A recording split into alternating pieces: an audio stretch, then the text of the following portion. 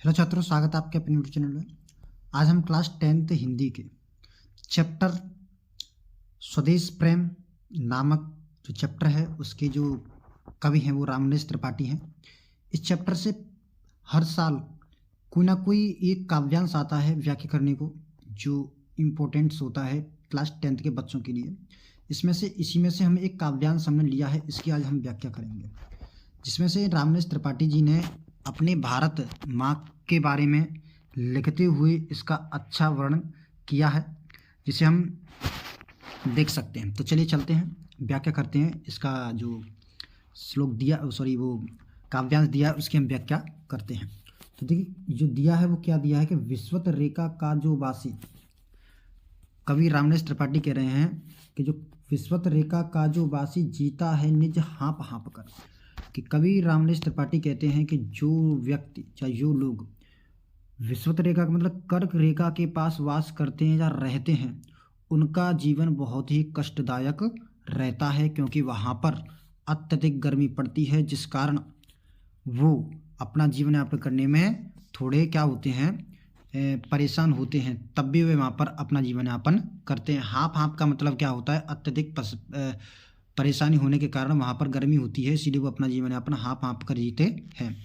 वहीं पर दूसरा क्या है, रखता है अनुराग अलौकिक वह भी अपनी मातृभूमि पर, और वह इतने कष्टों को सहने के बावजूद भी वह अपने मातृभूमि अर्थात भारत माँ के गौरव को निरंतर बनाए रखते हैं और उनका गुणगान करते हैं।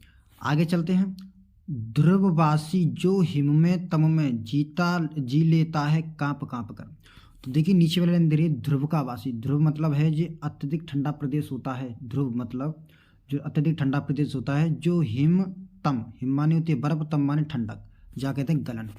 जो ध्रुव के वासी होते हैं, जो ध्रुव के पास जो लोग रहते हैं, वो अत्यधिक ठंड या अत्यधिक बर्फ होने के बावजूद भी वे अपना जीवन यापन इतनी सर्दी में जीवन यापन करते हैं।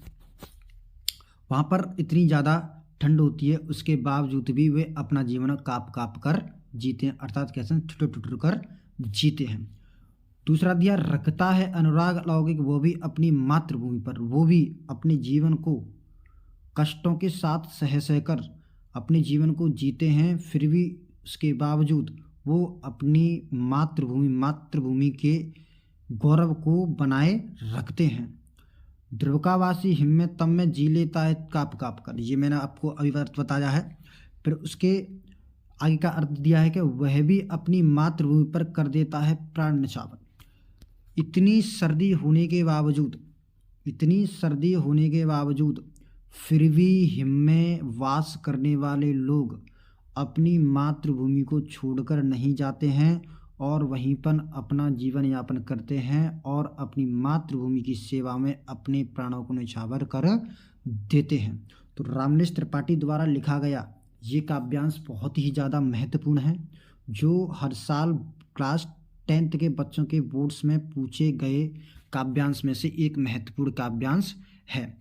जिसमें से आइए हम कुछ शब्दार्थ इसमें देखते हैं जिनकी हमें हिंदी पता होना चाहिए, तो उसके बाद हम इसका अर्थ करने में हमें बहुत ज़्यादा आसानी होती है। तो देखिए विश्वत रेखा का मतलब होता है कर्क रेखा। विश्वत रेखा का मतलब क्या है, कर्क रेखा।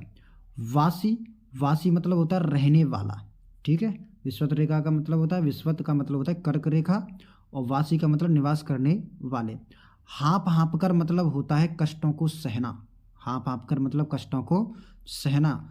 अनुराग अलौकिक का मतलब होता है वहाँ पर पाए जाने वाले या भारत देश के गुणों को बनाए रखना या उनके बारे में अच्छाई को बनाए रखना।